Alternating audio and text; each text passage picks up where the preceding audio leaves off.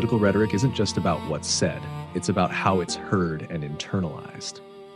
To trace how words can escalate into violence, we must turn to the social and cognitive sciences that explain human behavior in groups. At the individual level, a core mechanism is dehumanization by threat. Opponents are framed not merely as wrong, but as an existential danger, an active threat to the community's safety, values, or survival.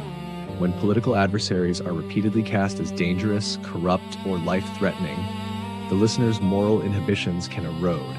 The opponent becomes a problem to be neutralized rather than a person to be debated. That individual psychology is then amplified by group dynamics.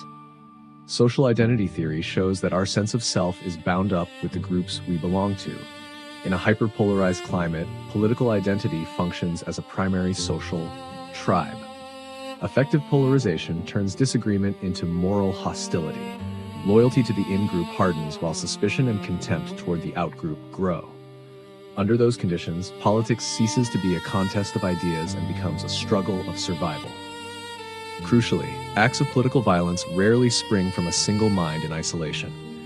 They are often enabled by a network of systemic supports, organizational planning, opportunistic actors, and structural incentives that can turn private rage into coordinated action. Political actors who charge their opponents as existential threats perform a powerful rhetorical work. They legitimize hostility, signal moral permission, and motivate followers.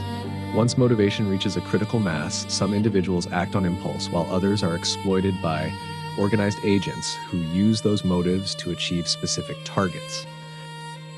This rhetoric feeds on resentment, a deep, rancorous sense of grievance that interprets criticism as injury and channels blame toward an identified enemy. By naming that pain and assigning a villain, the rhetoric transforms diffuse discontent into directed political energy, and in certain conditions that energy can become the proximate fuel for violence.